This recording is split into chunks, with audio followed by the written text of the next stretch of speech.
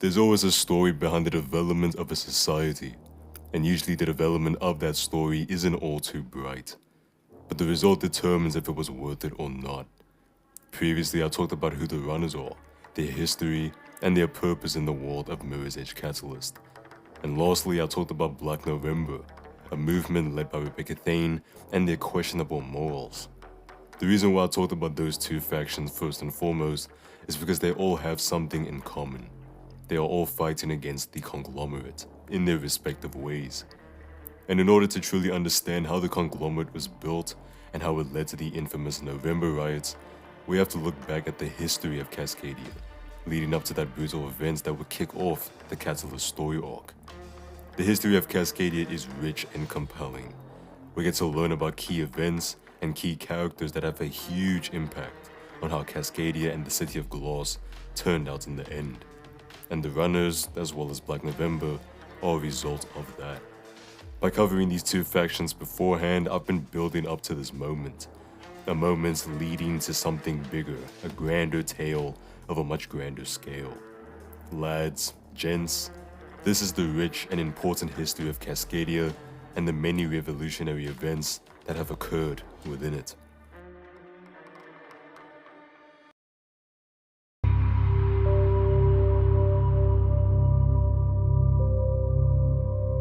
We begin our story outside of Cascadia, the grand nation of Omnistat.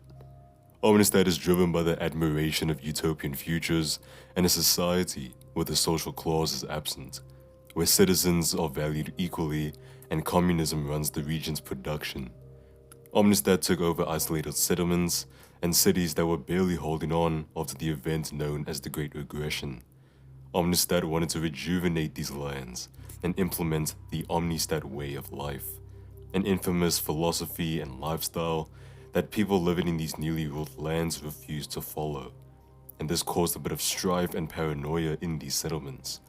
Regardless, Omnistat was succeeding. They made use of ancient ideas they discovered in these newly ruled settlements and started developing new technology. Omnistat was repairing civilization.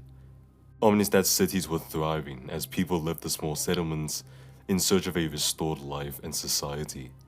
Even the infamous Grey Lands got some overhauls, but it wasn't long until an ancient and long-running family came into the picture, the Kruger family.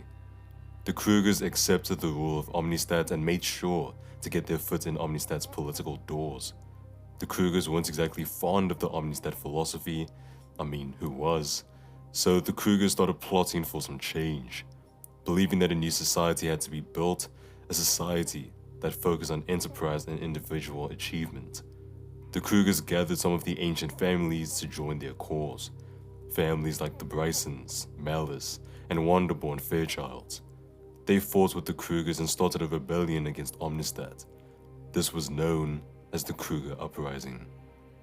Citizens were more than willing to join the uprising. They were fed up. Decades of manifested hate and frustration resulted in a grand civil war that lasted a few years and brought Omnistat to its knees, their ruling coming to a conclusion. This civil war inspired others to set up their own assemblies. Soon, 3 nations were formed: Omnistat, Sabaeus, and Cascadia. Omnistat was still present and remained under party rule. Sabaeus is a secretive and fairly isolated nation, and theocracy built on a strict religious faith. Finally, Cascadia, which was supported by the families that stood alongside the Krugers.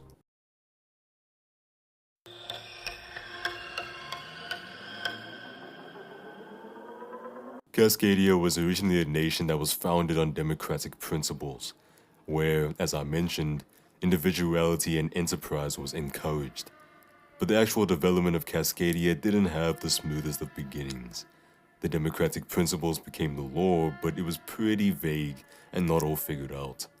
The foundation of Cascadia was wonky, to say the least. That's thanks to the death of Dieter Kruger, who was the head of the family at the time. His vision couldn't further be expanded before he died near the end of the Civil War. He was the visionary for the Krugers, and without his guidance, Cascadia became insecure. Whereas the other families were a little selfish with their intentions.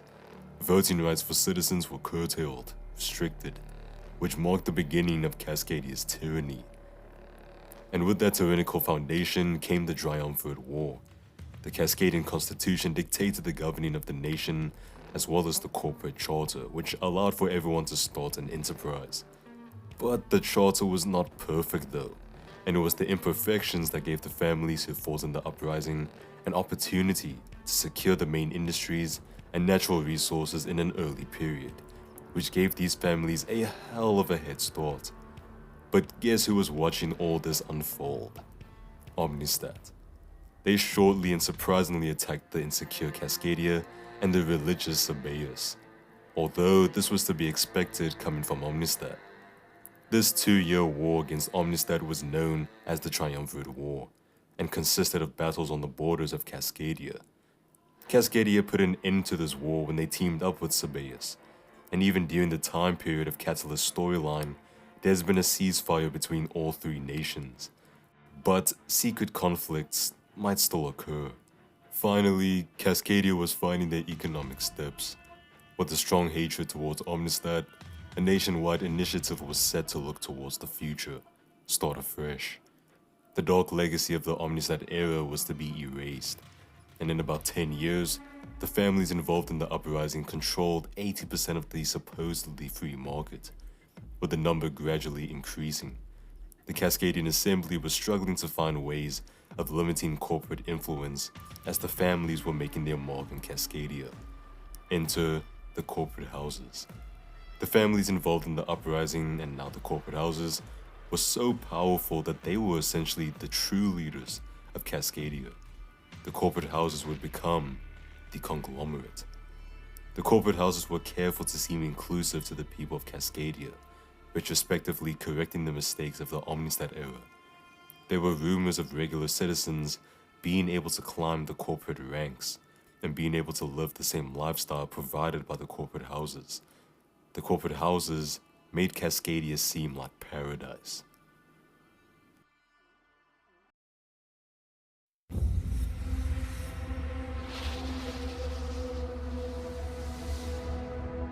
That was until the most infamous event in Cascadian history. The reason we're even looking into the past of Cascadia, the November riots. The conglomerate was powerful and things were starting to look a little eerie.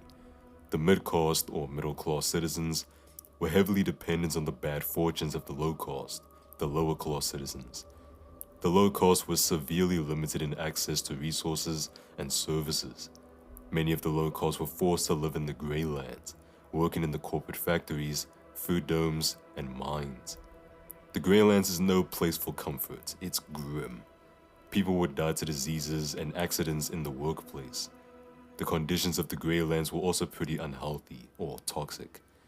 In reaction to the sketchiness of the conglomerate, movements started to show up and all of them ultimately failed, except one, a pacifist movement, founded by the one and only Martin Connors, the father of our leading heroine. Martin was also a musician who was born to musical parents that were also involved in the Kruger uprising. Their pacifist approach was instilled into Martin as he carried that torch within this standout movement. It was on a November day when thousands of protesters marched and gathered. Folks like the late Noah of the Runners and Rebecca Thane of Black November were also involved. Speeches were held during this march, as well as political songs were sung. But very shortly after, things became a little dark, cold, and bloody. It went from a peaceful protest to an all-out battlefield. Starting with shots fired by Kruger Sec patrols, a riot started and would go on for 3 days. Unfortunately, Martin and Erica, Faith's mother, would die in this riot as Faith and her sister Kate escaped. But Kate ran into her own troubles, causing Faith to flee for herself. Kruger's second authorities rounded up surviving protesters by the end. The leaders of the protests were executed. While the riots had ended, the uproar was still present. So many had died and the streets of Glass were burning. The conglomerate called out the Cascadian Assembly and their poor handling of the situation. Large gatherings and protests were forbidden by law, which helped to strengthen the conglomerate. But the reaction and efforts of the Cascadian Assembly weren't enough and weren't on time, as the conglomerate meant business and not nearly enough people within the assembly were able to oppose it. The Cascadian Assembly was declared unfit for the nation's position of ruling.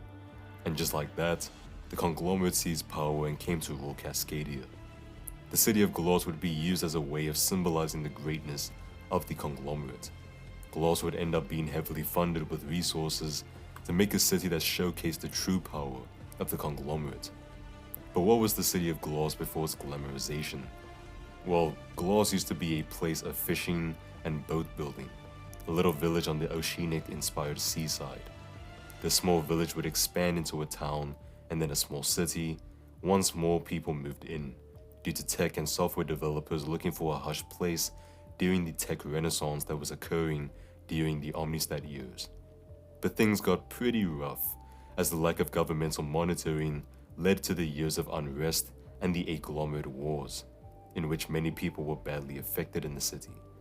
The city was in a scarred limbo until the Kruger uprising, when it began to grow again and people were attracted to the place looking for a fresh start in life.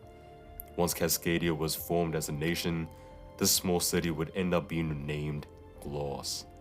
The conglomerate board would heal the city of its damages, reconstructing it entirely with the intention of it being the leading city in Cascadia. It would be subtitled the Gem of South, seeing that the city was located in the southeastern area of Cascadia. The city of Glass would go on to be the most beautiful city in Cascadia, as some Cascadian citizens even say, possibly the entire world.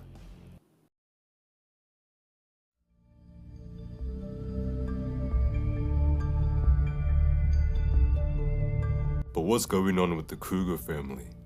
Well, the descendants of the infamous Dieter Kruger, Gabriel Kruger, ended up taking the reins of the family house.